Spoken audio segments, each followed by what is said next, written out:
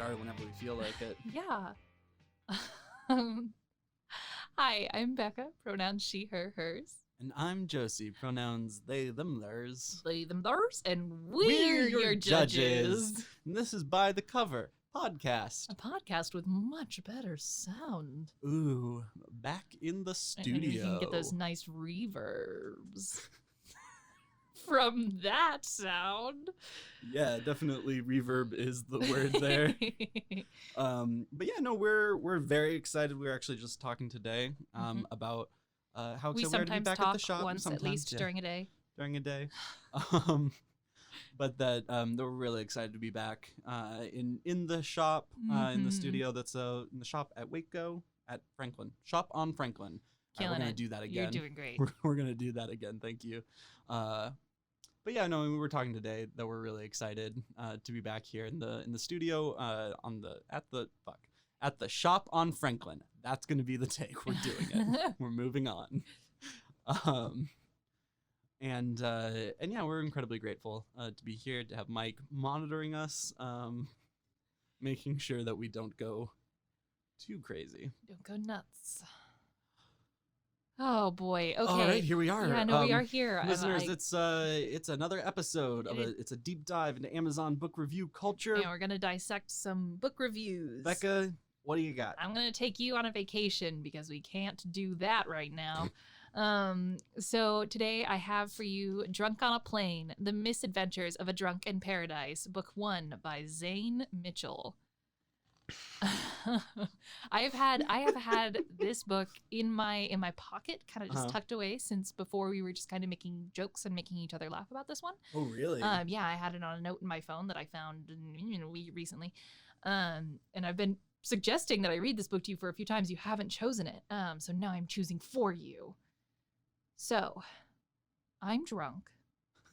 Daniel T. Drunk Jr., if you really want to know, and I'm on a plane headed to Paradise Isle on the trip of a lifetime. God.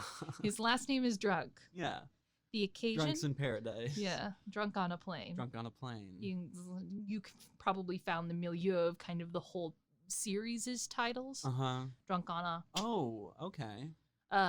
Drunk in a bathtub. Drunk on a bathtub. Drunk at home. Drunk. It's just talking about how I was last night. Also, can we talk is anyone would actually be named Drunk? That doesn't anyway. The occasion, my honeymoon. Except there's only one problem. I'm riding solo. It's a really long story, and if you don't mind, I'd prefer to leave it at that. Really?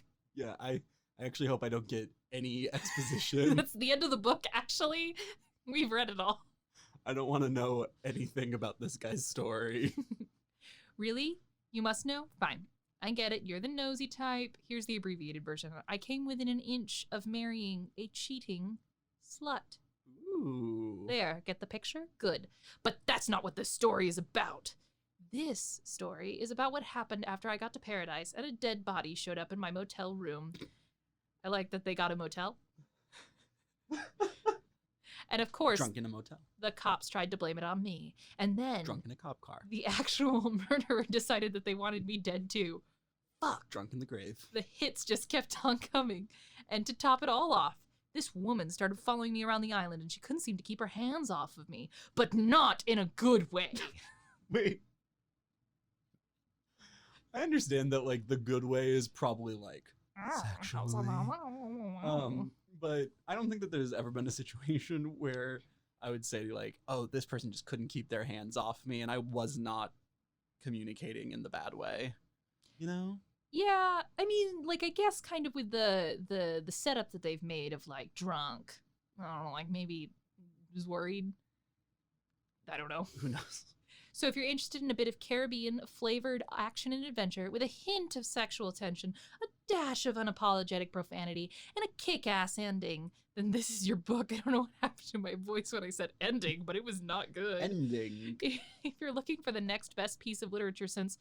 Oh, hell, who am I kidding? I don't know shit about good literature, but if that's what you're looking for, then keep moving, because this ain't that. If, however, you're like me and just looking for a good time, then I'm your fella. I promise you, you won't be disappointed. Rated R for language, crude humor, and sexual innuendos. Rated A+ for entertainment value. If you want a good book, you would one not that's read been it well written, here. a well-constructed story, look elsewhere. So I know we don't often highlight the editorial reviews, but I did want to highlight this 5-star review.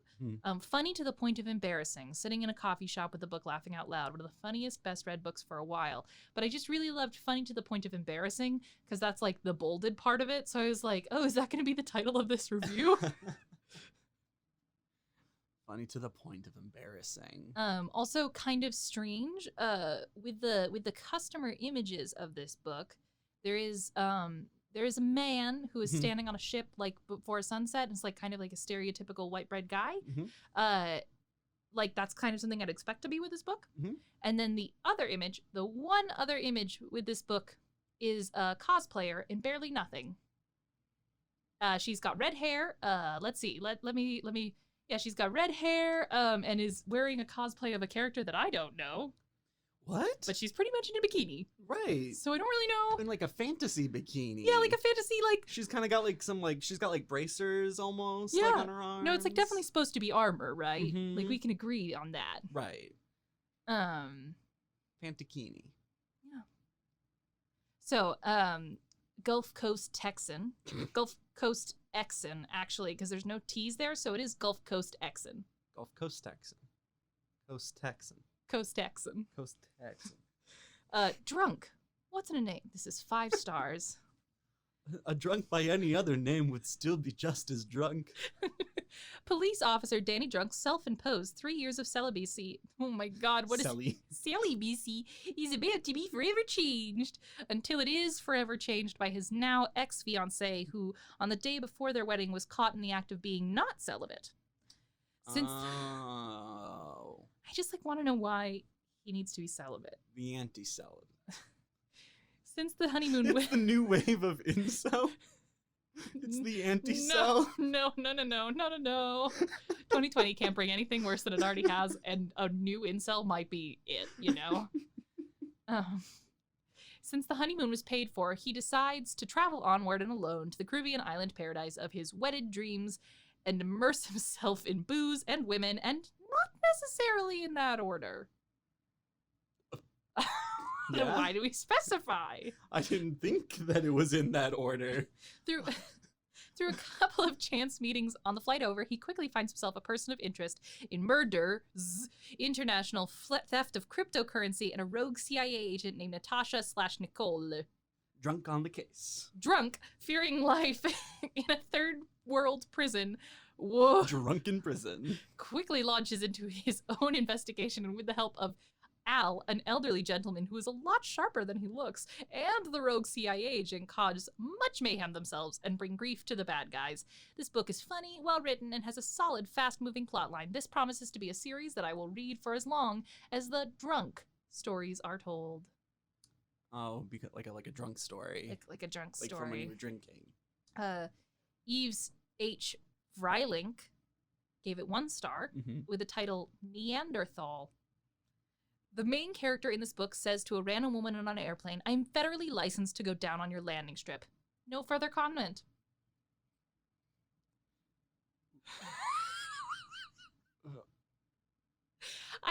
Why does he promise to be celibate for 3 years? And then all of a sudden is just like, I will fuck it if it moves.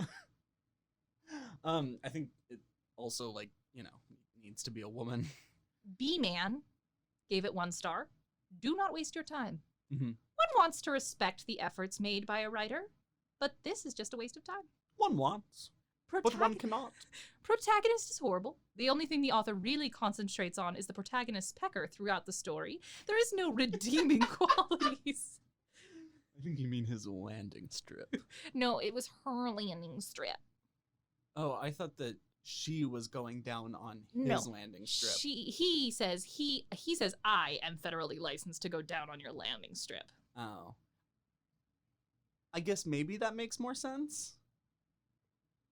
I mean, I guess one is long and straight and the other one is flattish. No, this is the thing, right? See, no genitalia seems to me like it should be called a landing strip ever. And I think that's where I'm gonna. So that is what the happy trail is for, right?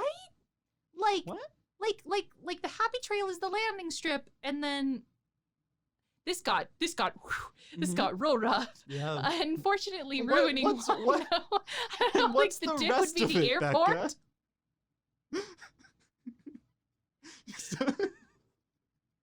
So you go down on the happy trail, which is the landing I strip, guess. and then from Here there, comes the airplane. you move on to the airport. I love it. like the tower, you know? Please save us.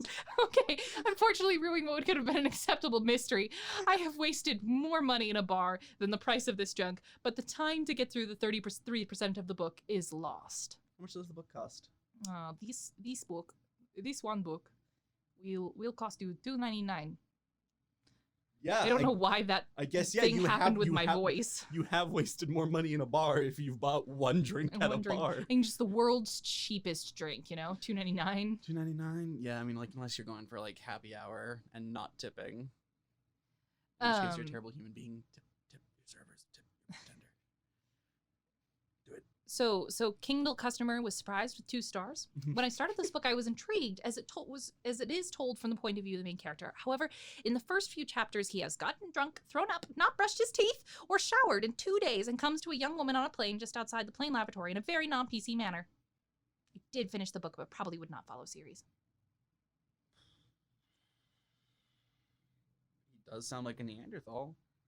He very much does. It sounds like he's a bad person. That being said, Isabel's mother gave it 5 stars. Silly sleuthing in paradise. Oh. Okay, I will admit to at first being put off by the cardboard character nature of Danny Drunk, like a pinball hitting on every woman he sees. The rough sketch of Drunk was annoyingly obvious and one-dimensionally sophomoric. But as I kept reading, the book does keep you reading. I began to find Drunk a bit endearing, not for his wardrobe choices or bedroom misdeeds or drinking, for his affection of Al, his elderly acquaintance who insists upon being a crime-fighting sidekick. Implausible plotline, but funny and a quick read. I found myself liking Drunk and Al. And who doesn't want to escape to a Caribbean isle for an evening or two? So in the end, I liked it so well that I found myself clicking the link to buy the next in the series, Drunk on a Boat, in which Denny Drunk becomes more human and more redeemable, even if he is still up into a lot of silly stuff. Read these books. I actually, I have a fan fiction that I've written of this book. This is a lie. I have a fan fiction that I've written of this book. And instead of making it to the paradise wherever, the plane actually gets sucked into a portal, like kind of like a time wormhole sort of thing, and then like all of these strange happenings start going on, and I call it Danny Drunko. Just kept tunneling for that joke, just kept going until you found it. I'm really proud of that joke. I know I shouldn't be, but I am. You know, like Danny Darko. Yeah. But Drunko. Anyway, I think we could write a really just like easy, and we could literally do anything, any number of things to write any number of fanfics for this book. Drunk on a chair. Drunk in a bar. No, I'm an idiot. Whoops. That's nothing. So far, the ones I've come up with are drunk in my house, drunk in the bath, and drunk on a chair. So I think we're okay. Do you want to take us away from this misadventure? Yeah. And into the ads? Come with me. Hello, we are What's Your Excuse? Podcast. Exactly. That's I'm right. Caitlin, I am Megan. and we are here to talk to you about all of your things that you want to shit talk about. That's right. Is your life going poorly? Check. Are you curious about diseases that are running rampant? Check. Do you want to know all the places I have had sex in this world? Check. Check. You can find that all right here on What's Your Excuse podcast at Rogue Media Network. You can find us on Apple Podcast, Spotify, Stitcher, Google Play. and Google. Yes, that's right. And give us a follow. Thanks. What's your excuse? And we're back. We back. It's been... So long. I missed you so much. Josie, please give us a bit to get me away from whatever's happening. All right. It's time for one of my favorite segments of the two that I do. Where are they now? Where are they now? We'll get there. All right. So if you've never listened to a Where Are They Now segment, I'm going to take A more recent writing is usually what I try to go for by a relatively well-known author, and just read the summary and the reviews and see how Becca does if she can guess this author. I'm so excited. Camino wins. Camino, and then the Camino. experience of weather, the wind. Yes, Camino wins. Winds. Okay, Does, great. April Yes. 28th, 2020. Mm-hmm. This is a recent book. It is the second in the Camino Island series. Okay. In American Icon authors' new novel, Camino wins, an odd assortment of mystery and crime authors, some of them felons themselves, discover one of their colleagues has been murdered during the fury of a massive hurricane. The perfect crime scene. I thought you were going to say the perfect storm. It would be good too, yeah.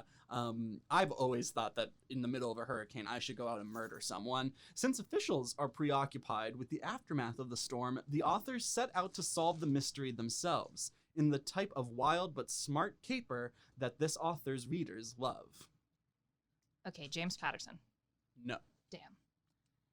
Wild caper. Fun little fact, that wasn't the summary. Sir Arthur Conan Doyle No. came back from the dead to write this book. Good try, though. That wasn't the summary. That was a review from What? Delia Owens, author of Where the Crawdads Sing. Wouldn't it be Delia? Delia? Delia? Delia? I mean, Delia? Like Cordelia? Yeah. Sure. Delia Owens, author of Where the Crawdads Sing. You know, I almost Which- brought that book to this podcast today. Oh, really? I mean, not in this context or even in a review context, but in another game. Oh. Hello. Oh. Tune in next week. 2 weeks from now. Later. Or tune in 2 weeks ago, depending on what order Mike puts the 2 episodes in. Cursed. Okay. But for whatever reason, instead of like Reviewing? instead of like reviewing, instead of giving anything, and again, I want to be clear, like this is a part of like the summary section where they would normally put like a New York Times review or like a similar author's review, and instead Delia Owens just decided I need to give a summary. To let you know what's happening in this book. So I'm going to skip the majority of the summary because it actually says the exact same thing again. Wow. But we're going to cut I in. believe that Delia did read this book. I believe that. I do believe it. I don't know, actually. It looks like she read the summary. Who would want Nelson dead? The Who local would? police are overwhelmed in the aftermath of the storm and ill-equipped to handle the case. Bruce, our main character, begins to wonder if the shady characters in Nelson's novels might be more real than fictional. And somewhere on Nelson's computer is the manuscript of his new novel. Could the key to the case be right there, in black and white? What? As Bruce starts to investigate, what he discovers between the lines is more shocking than any of Nelson's plot twists. Homoerotic and far subtext. more Yes. Far more dangerous. Jennifer L. Wheeler, 1 star, all caps. The subject is all caps. Ordered by mistake. Oh, it definitely did. I thought I was getting a book. I don't own a Kindle. Oh no. Poor Jennifer. Oh, I've done that before too, where I wanted to order a hard copy book and I ordered it to my Kindle account. Mhm. That sucks. It does suck. And, this is a deep dive into Amazon book review culture, and something that we haven't gotten into yet is the comment section. The comment section? That's right. People can comment on your reviews on Amazon books. That sounds like an error. That sounds like something that should not be legal in any country. Hannah 6 says, and what's with the 30 people who found this review helpful? They are just as vacuous, apparently. Which I did not understand until I continued reading and saw that this is actually the second comment that Hannah 6 made, but that Amazon does them, sorts them by the newest. And so the timeline is completely messed up. A little bit before that, Hannah 6 said, this rating should be removed. Not fair to the author to have someone post a 1-star rating because they're unable to follow instructions or read or comprehend what you're supposed to be rating here. Wow. Kindle customer David says, why would you order a book when you can't read? Amazon customer says. That is not. I don't think that's what she said though. I think maybe Kindle customer David's point is like, if you can't read that you're buying a Kindle, why would you want a book, you know? It's so easy to miss, it really though. is. Amazon customer says, perhaps this reviewer is a neophyte. This rating has nothing to do with the book content. And another Amazon customer says, I encourage everyone who is annoyed by this review to click the report abuse link. Reviewing What? a book you haven't read is an abuse of the review mechanism. Mechanicism. The mechanism. So that's been a fun little just diversion into the comments. Oh man, I am so upset that exists. It just like it opens up this whole new world of like possibilities. of just Horror. Yeah. A.R. Hulsenbeck gives 4 stars to Camino Winds and says, a hurricane, a murder, and a greedy corporation. Oh well, I mean that's Do you ever wonder what else happens to the characters after a story ends? No, actually, because I've only ever read the Harry Potter series that J.K. Rowling tells me over and over and over again. Oh man, what a transphobic piece of shit. This novel revisits J.K. Rowling. Oh, it's like this reviewer? How do you know? What's happening? No, J.K. Rowling. This novel revisits the scene and some of the characters of the author's 2017 book, Camino Island, 3 years later. I also figured, so A.R. Hulsenbeck, if you haven't figured out, is also going to give us a summary, so we're just going to kind of piece together what this book's about. Mercer Mann's last stop on her book tour is Bruce Cable's Bay Books. This time, she really is just signing books, not trying to infiltrate Bruce's circle in order to find stolen F. Scott Fitzgerald manuscripts. That seems wildly specific. It's the plot of Camino Island. Oh. Apparently. Unfortunately, after a dinny party... Hey, Dinny Bertie. You ever go just want some of that dinny, you know? A dinner party thrown by Bruce in her honor, and before her scheduled appearance the next day, a Category 4 hurricane steers toward the Florida island and an evacuation is ordered. Mercer and her fiancé leave, but some diehards remain. This lapse of judgment causes several deaths, including Bruce's thriller writer friend Nelson Kerr. But Nelson's fatal injuries were not caused by the storm. That doesn't seem consistent with a hurricane injury. Actually, I am a novel writer, and I know exactly what hurricane wounds look like versus to every other kind of wound. You know what? I just don't. Unless the weather patterns are really changing due to global warming, I was unaware that a hurricane could carry a gun. I love this author's work. Unlike most of his novels, this is not a legal thriller, but a murder mystery. Legal thriller? I don't read legal thrillers. You don't need to read legal thrillers. You need to know the one author that everyone knows writes legal thrillers. No? Oh, okay. Suspense build. Your parents might like this author. My parents certainly did. We listened to his books in cars all the time. Oh no, there's like that one guy who's written so many books. Yeah, Suspense Build as a conspiracy is uncovered. I am searching Amazon because I know the book, but I do not have it in my brain. In their efforts to piece together what happened to Nelson, Bruce and his friends unwittingly put other people in danger. Is it John Grisham? It is John Grisham wrote Camino Winds, and this is where he is now. I have to admit, I wish Camino Island was a real place and Bruce Cable was a real person. I'd love to do a book signing someday at Bay Books. I wonder if there are booksellers like him who take good care of their authors. And this has been a thing that I've found. I don't know if my family ever read any John Grisham. Never got into John Grisham? I think I saw more like John Clancy books. Oh, okay, not that. Tom Clancy. That one. Vegas Bill says. Male authors all blend together for me. It's valid. 3 stars. Not your usual Grisham legal thriller. This one's silly and on an island. This book has a few interesting characters, but was poorly constructed. Oh. The first character. Who do you think the first character that's introduced is? We've got main character.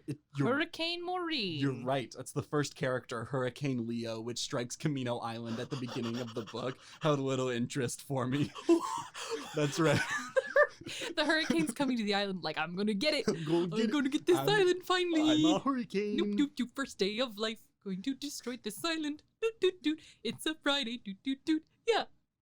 For the first third of the book, we read about it's coming, it's here, it's gone, and look what's happened. Like, yeah, that's what the first third of a book is for. You know, the setup. Setting up the story, scene, yeah. telling who the characters are. Such as the first human characters, the protagonists we meet while this was going on were only sort of interesting at best. Bruce Cable, bookstore owner with a checkered past, living in an open relationship with his French girlfriend who spends half her time in France, living with her married French boyfriend who is also in an open relationship. Those relationships could bring some drama to the story, but they don't. Well, they're just in a very open They're relationship. just in an They're open comfortable. relationship. They're very happy together. I don't know why that means that. I will say, though, those I are was very interesting characters. I was confused being explained to the relationship, so I guess that could be part of the drama. Complicating. It's like me trying to describe my sibling situation to you. Yeah, and you're like 42 different step and halves. Yeah, siblings. absolutely. 42 of them. Good job, mom, dad, mom, dad, mom, dad. Bob Cobb, a writer who is rather incidental to the story. It's just there. Nick Sutton, college student interning at the bookstore who is semi-interesting but not integral to the real plot. Nelson Kerr, the last of the four amigos and another writer who is murdered during the height of the hurricane. Bruce takes it upon himself, along with Bob and Nick, to solve the murder. That's when we really meet the most interesting characters, including a very low-profile but high-priced private investigators, killers for hire, FBI agents, crooked business moguls, and others. Unfortunately, we have had to wade through more than half the book before they come along and spice up the story. The book winds up like a bad movie, with Bruce, Bob, and Nick sitting in a bar, drinking beer, enjoying the sunset, and laughing about their adventure. Why is that a bad movie? I don't know. That's a satisfying trope. I felt this book was well below many of the quality novels Mr. Grisham has The written. quality of Monsieur Jean Grisham. Oh, Grisham. You are so excellent. HRM says, a real eye-opening expose. 5 stars. Mm-hmm. I don't think HRM knows what expose means because this is definitely a fictional book. Big storm pounding an island off the Florida coast. By the time it's done, it has blown away more than buildings, uncovering a well-hidden white-collar crime syndicate. There's more to that review, but I didn't want to read it. And then I've got a couple more, but before I go to them, I want to say that in 3 different reviews, one person said Grisham meets Agatha Christie. Another person said if they make a movie of Camino Winds, look for it on the Hallmark Channel. What? And I felt like I had returned to the era of the Hardy Boys mysteries. Whoa, is this novel this square? I feel like Drunk on a Plane really led us one direction, and now apparently Camino Winds is just like... I think the big thing with like the Agatha Christie Connect is about like the amateur detectives, you know? But this is the thing, is that like that's... Well, no, part of, because like, you have one of 2 types with Agatha Christie. You either have Poirot, who's like expert, Inspector. versus Miss Miss Marple. Marple, who's just like...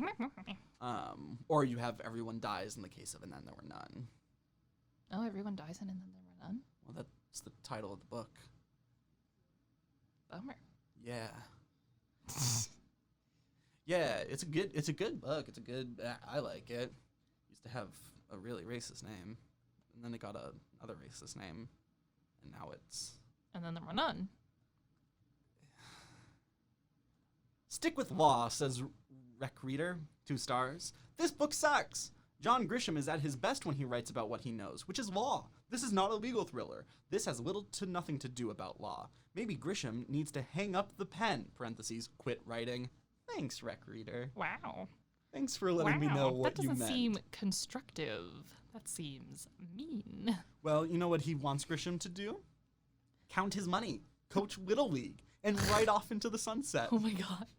Whoa. I mean, here's the thing. Like, at this point, John Grisham has nothing to lose. Either he's going to write a really banger book, or, like, he's going to still have all his money. I don't, like, I've listened to a few John Grisham. I enjoyed them at the time. Looking back, I don't know that he's ever written a good book. Wow, that's a scathing review. I mean, he's just written books, you know? Can anyone really write A a good book? M Brilliant says 5 stars. Wow. They say, I loved Camino Island. I was so excited when I heard about Camino Winds. I am not disappointed. Quite the opposite. I love JG books, legal thriller or not. I thoroughly enjoyed this. I'm ready for the next one. Now, I know there wasn't really anything funny in there. And the reason that there's nothing funny in there is because the content is not what I really, really loved. It was the subject, which is, now Myra. Oh, because the lead character's named now Myra. His name Myra, right? I heard No. the name Myra. Nope. Mm-mm. That's what I thought, too. I thought, oh, Myra is someone's name. Mm-mm. You didn't say the name Myra. Let's see. Mercer is someone. Mercer Mann. Nelson Kerr. Bruce. No one so far that I've seen named Myra. I now need to find out. This is entirely too much for me. Myra. Camino wins.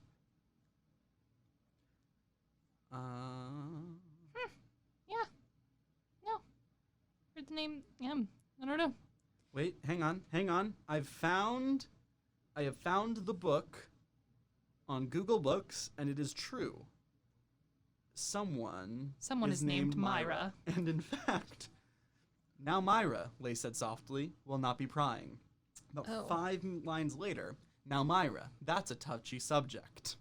Oh, this is good And then writing. about 5 lines later, now Myra. Wow. Yikes. And then still on that same page, last line, now Myra, Lay cooed as Bruce handed him a drink.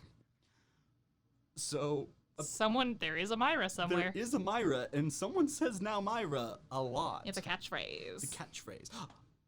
It's a new catchphrase.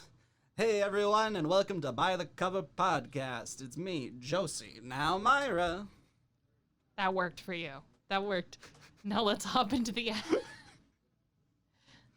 All right, everybody. Well, thank you so much for listening to By the Cover Podcast. We'll be right back after these ads. Now, Myra. Hey everyone, thanks for listening to VHS Trackers. This is Corey And Bryson. signing off, but before we do, we're saying, hey everyone, thanks for listening to VHS Trackers. You can follow us by... That's Hey the everyone. one. Sorry, dude. Hey everyone, thanks for listening to VHS Trackers. You can follow us at roguemedianetwork.com. Signing off, this is Corey, And Bryson. saying have a totally rad day. Late. Then Myra, we're back. Now Myra, then Myra. Very good. Thank you. I'm funny. Haha.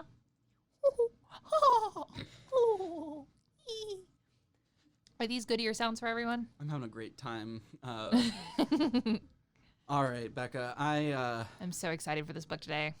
I've brought you a. We've had a lot of Paradise Island today. We're very much on the same wavelength.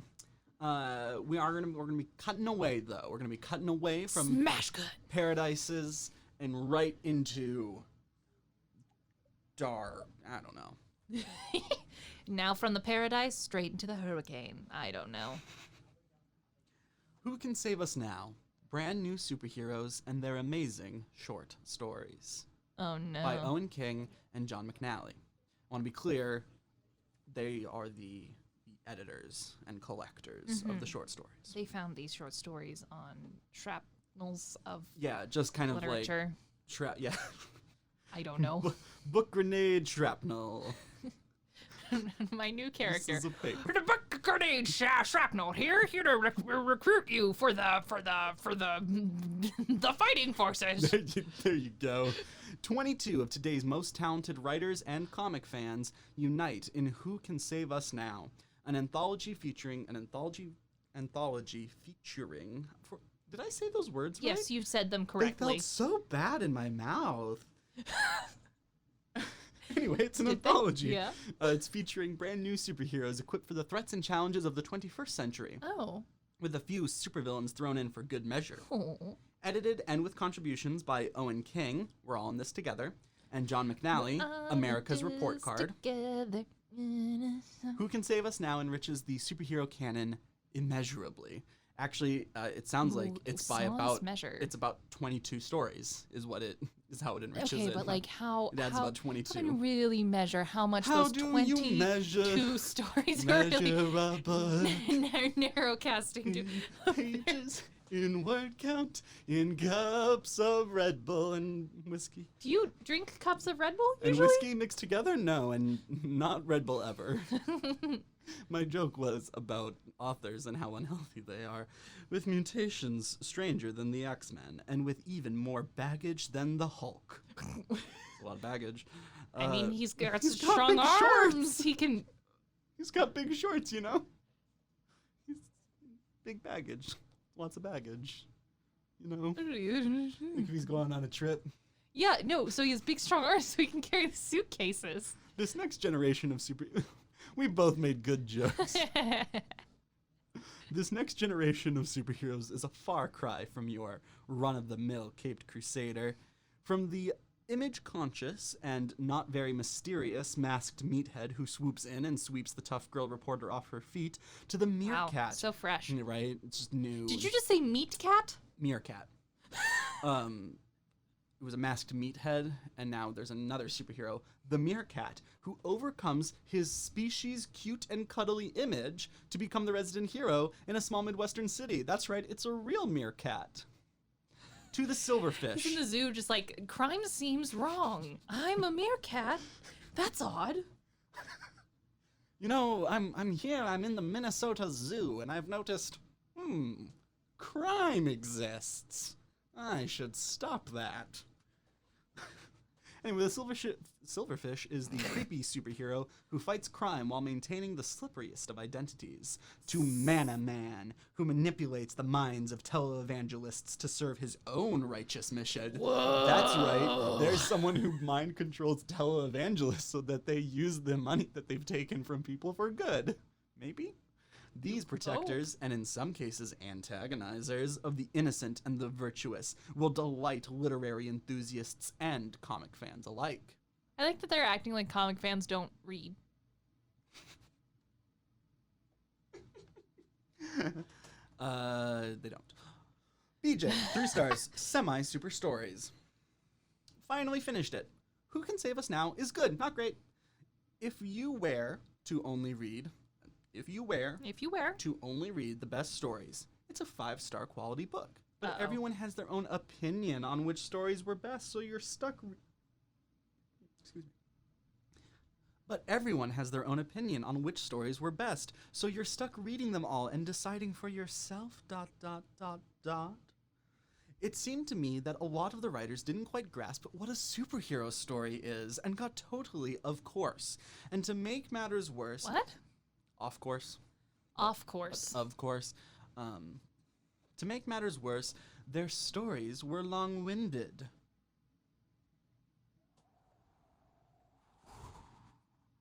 It's a 3-foot wind right there.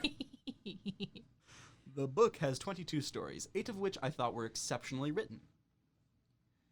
Remains of the Night, The Pentecostal Home for Flying Children, The 13th Egg, The Snipper, Man Oh Man, It's Mana Man, Snipper? My Interview with the Avenger, Mr. Big Deal, The Somewhat Super, and those are the 8. Those are the 8. Those The are the 8. meerkat doesn't seem to have rated. Hasn't resonated with BJ. Start with one of those first and proceed with caution on the other stories not mentioned. I just really wanted to read that review so that we could get all the fucking weird names that are in this book. Specifically... Man, oh man, it's Mana Man. Man, oh man, it's Mana Man. Don Nikponsky. I really want Mana Man's power not to be like to manipulate people's minds, like not to bag on the original authors, because But to, like make, it like, sounds like bread they've made some rain interesting. from the sky. Oh, see, no, I wasn't thinking mana. I was thinking like he forces people to compulsively just go mana, mana, mana, mana, mana, mana, mana, mana, mana, mana, mana, mana, Batman. That's what I want from Mana Man. Yeah. Yeah. It distracts them long enough that like they can't rob the bank anymore, or they've got a gun, and then all of a sudden they've got to do a silly dance. It's like Tasha's hideous laughter, but Yeah, just Manaz. but for Manaz, yeah. Don, They can also make him do Phenomenon. Now that I'm thinking about it, like from the Muppets. Oh, yeah. It'd be really good for like a flash mob Yep. phenomena Yeah, situation. nobody ever believed in him. He could only do those 2 songs, but boy howdy. Don Nikponsky, 3 stars. Okay. And then the content of the review. Yeah, okay. Okay. Okay. Which I really appreciate that Don has given us the essence of what a 3-star review really should be saying. Okay. Okay. Is it like just lowercase? Just lowercase? Just okay. Nice. The letter O, letter K. Just yep. Extant. Elmore Hams also gives 3 stars. Elmar Hams? Elmore Hams. Yes. Ah, Mr. Hams. This is a real person's name, You Becca. don't know that? Oh, that's valid. 3 stars. Some very good. Some very average. Oh, okay. Well, you know. Most short story collections I have read have been fairly even in the stories contained within the particular collection as far as how much I enjoyed them or how well I feel they were written. Who Can Save Us Now is an exception to that. There are several very good stories that I enjoyed quite a bit, notably Tom Bissell's My Interview with the Avenger and Owen King's The Meerkat. Oh. However, yeah, so for Elmore, The Meerkat really was just right there. However, others were not up to par for me, with weak, obvious, or missing plots. In Cretaceous Seas, Mr. Big Deal. Oh, a disagreement amongst the reviewers. Fight. Have you seen the ads for the what's called The Great Debate? No. It's coming out on Sci-Fi. It's like celebrities that are like super into like comics and stuff arguing about comics. It looks like it's actually gonna be kind of fun. That sounds like I'm going to disagree with a lot of people. The good ones were worth getting through, the not so good ones. None of them are overly long to feel your time was wasted. 4 or 5 stars for the good ones, 2 or 3 for the others. Average rating for the book of 3 stars. Greengo, 1 star. But Greengo comes in with an innovation. Listen for Okay, it. I'm fresh already. Really? I'm fresh. Just ready to go. Really awful book. Wow. -3 stars. Minus really. 3 stars. We That's need a right. negative system. That is a new. Do we? What does -3 stars mean to you? I mean, Because like 1 star is the worst. this Like book, it's a bad book. This book killed some of my brain. It was so bad. I deserve 3 hours back from my life. 1 star for every hour I want back. Wow. Awful book. I kept reading, hoping to find. Oh no, that's not. I was riffing. Oh, okay. I don't know if you'd actually given that kind of quantitative experience. Awful book. I kept reading, hoping to find one story that was good, but every last one dropped the ball big time. I suppose that it is considered clever writing to literally drop the supposed main plot and end a story in an unsatisfying manner. I mean, to set up a plot for 95% of the story, then suddenly drop that plot line and resolve the story in a backhanded, anticlimactic way. I get the feeling that none of these writers even want to understand superheroes in any way, and instead of bringing new insight into the concept, they just trash the concept along with their characters, as if saying, why did I bother writing this mess, and boy, aren't you sorry you read it? I mean, I do. I think that is a valid criticism because I think a lot of people in their like quest to deconstruct an extant thing or like media stereotype, they often like bring up the media stereotype and then they're like, ha ha ha, but it's not that, you silly viewers who Yeah. are trying to assume something about our story Yeah. at Avengers Endgame, who kept telling me that time travel isn't how it is in the movies, even though I'm watching a frickin' movie. Well, and I think that there's a big difference between a novel and a short story. I think that a lot of short stories do kind of depend on that like twist ending. Isaac Asimov's Earth is the robots, you know, True. like that kind of like twist sort of a thing. But no, I mean, it's definitely valid. I just don't know what it means to like not understand superheroes in any way, because it's pretty obvious. Power, ability, and hero. You know, capable more than the average human to do their mission, and mission is for some good. Good, presumably. I mean, anti-heroes exist. Anti-heroes exist, but then, you know, they're an anti-hero, not a superhero, I would argue. I mean, but like Deadpool. a mutant anti-hero, if you will. I mean, I think people would still call him a superhero. Okay, well, let's get into it now. Fight! Brian Carnell, 1 star. Bloody awful. Oh no. Bloody awful, eh, chaps? Yeah, this book was bloody awful. I gave up on it about 200 plus pages in. I kept reading one story after the other, hoping I'd run into a decent, well-written story. But no such luck.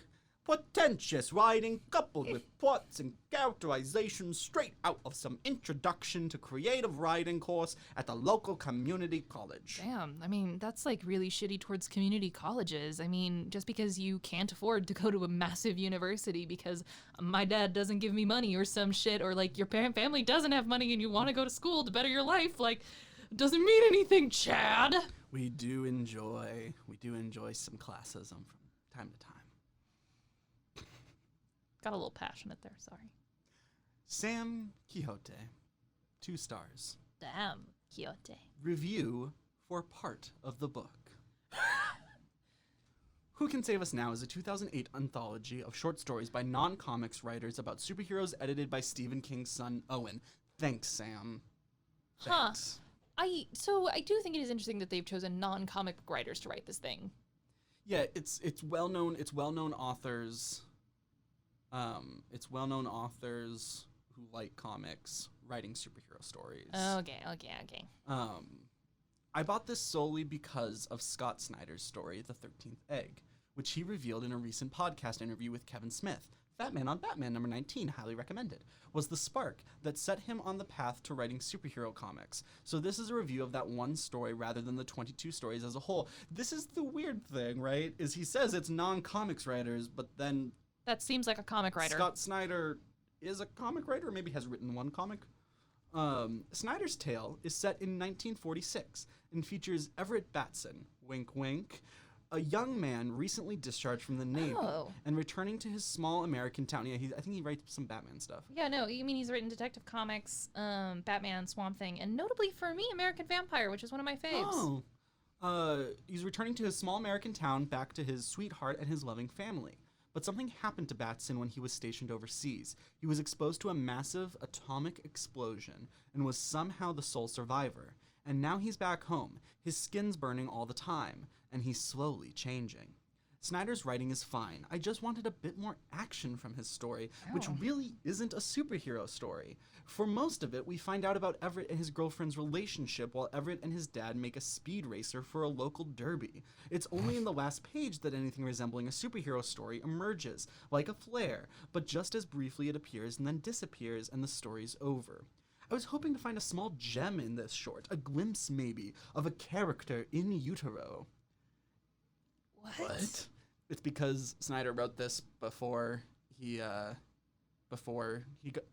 comics. So he wrote comics, and so I think what Sam Quixote is saying is like, I wanted to see like Batman in utero, or indications of the kind of stories he would go on to write in Batman and American Vampire, but was disappointed with this somewhat dull slice of Americana. Reading other reviews of this collection, I'm not encouraged to take on the other stories, which seem similarly written. That is, they're also not really superhero stories and are more than a bit literary, read pretentious. No. Chris Burnham's illustrations accompanying each story are excellent, though. The 13th Egg isn't a bad story, but reading it wouldn't make you think Snyder would go on to become one of the best superhero comics writers just a few years later. But there is such a difference in like aesthetic and like style. And that's exactly what I think, like kind of like getting back to that other thing like of, oh, well, it's like, like sometimes when people are like deconstructing, like someone else called it like postmodern superheroes is kind of like what was a part of their review. And so I think that's actually what we're running into is not like people who don't get superheroes, and instead it's like, we didn't want this to be superhero right. saves the city. Like, that's not what we're doing. Like, the entire point was... So this book reminds me a whole lot of one of my... I only actually read one story collection from it, but I really enjoyed it when I did. But it was a collection by George R.R. Martin. I've told you about it. The Ace one, where essentially... oh my gosh, I'm forgetting the name of it, and I feel terrible. Well, Becca's looking that up. I'm the worst. Wild cards, of course.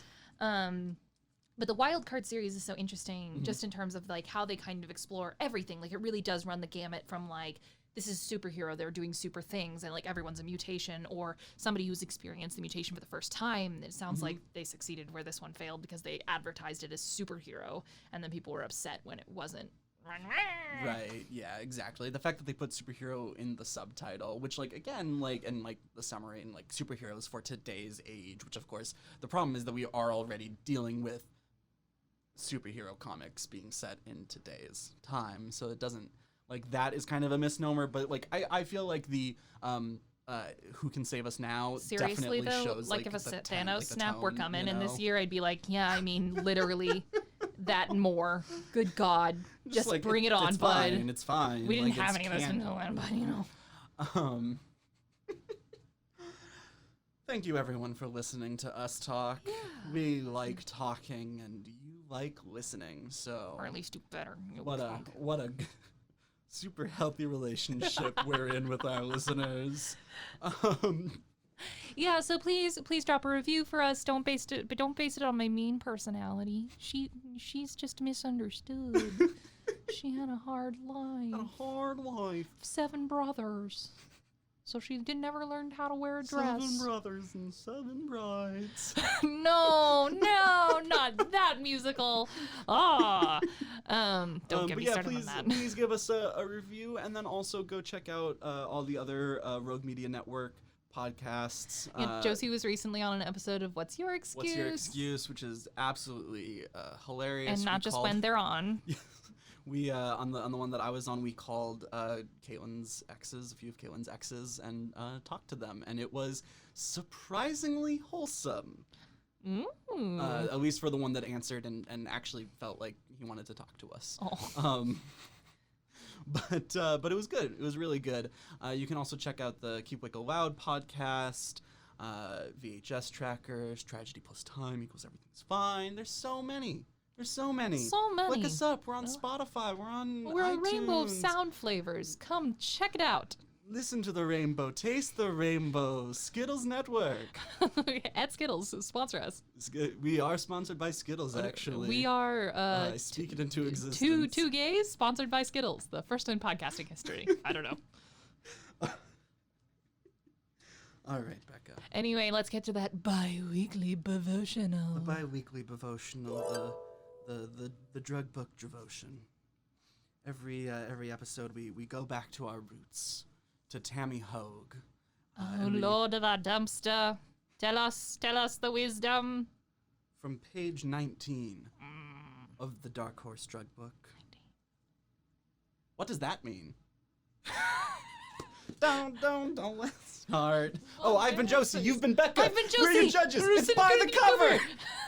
Don't let's start. Oh, God. This has been a Rogue Media Network podcast.